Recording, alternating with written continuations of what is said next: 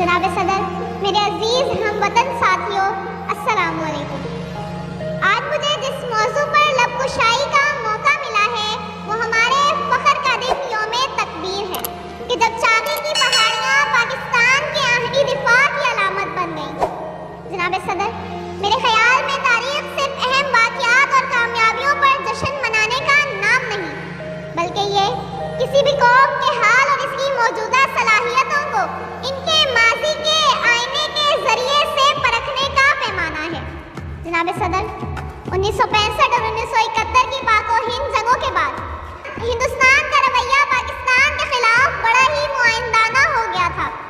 اس پر بس نہیں بلکہ ہندوستان نے 1974 میں ایٹمی طاقت کا دباؤ ڈال کر سر زمین کو ایک اور چیلنج میں ڈال دیا، اور اس چیلنج کا سامنا پاکستان کو بھی کرنا پڑا۔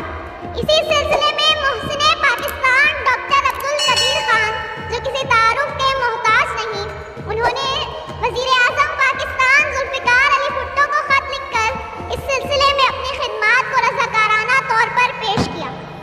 حکومت پاکستان نے بھرپور تعاون کیا اور پھر ضیاء الحق اور غلام اسحاق خان نے بھی یہ تعاون جاری رکھا۔ آخرکار 1986 تک پاکستان ایٹم بم بنانے میں کامیاب ہو گیا، مگر پاکستان نے یہ کھل کر تسلیم نہیں کیا کہ اس نے یہ طاقت حاصل کر لی ہے۔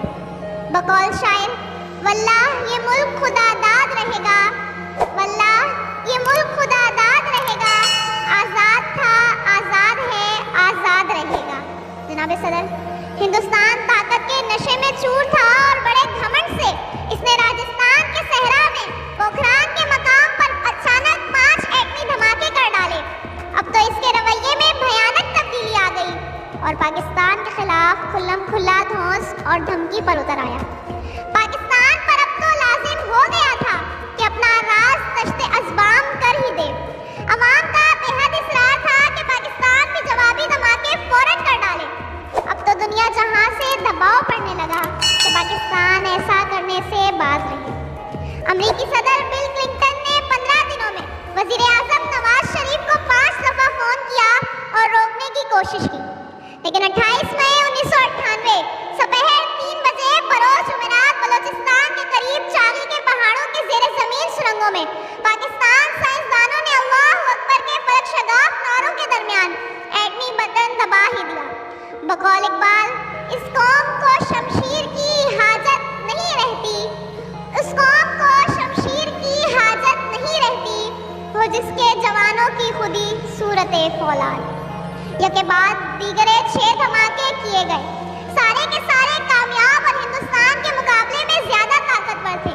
پاکستانی قوم کی تو عید ہو گئی، جشن منایا گیا اور اللہ کا شکر ادا کیا گیا۔ سب نے چاغی کے پہاڑوں کو حدت سے رنگ بدلتے ہوئے دیکھا۔ نگاہیں مرد مومن سے بدل جاتی ہے تقدیریں، نگاہیں مرد مومن سے بدل جاتی ہے تقدیریں، جو ہو ذوقِ یقین پیدا تو کٹ جاتی ہیں زنجیریں۔ جناب صدر، اگلے سال اس تاریخی لمحے کو یاد کرنے کے سلسلے میں حکومت پاکستان نے تجاویز طلب کی کہ اس دن کو کیا نام دیا جائے۔ قرۂ فال یوم تکبیر کے نام سے نکلا۔ باطل سے ڈرنے والے اے آسماں ہم نہیں، باطل سے ڈرنے والے اے آسماں ہم نہیں، 100 بار لے چکا ہے تو امتحان ہمارا۔ جناب صدر، حقیقت تو یہ ہے کہ قوموں کی زندگی میں بعض لمحات اتنے منفرد، اہم اور تاریخی ہوتے ہیں کہ ان لمحات کی اہمیت اور حیثیت کا مقابلہ کئی صدیاں بھی مل کر نہیں کر سکتی۔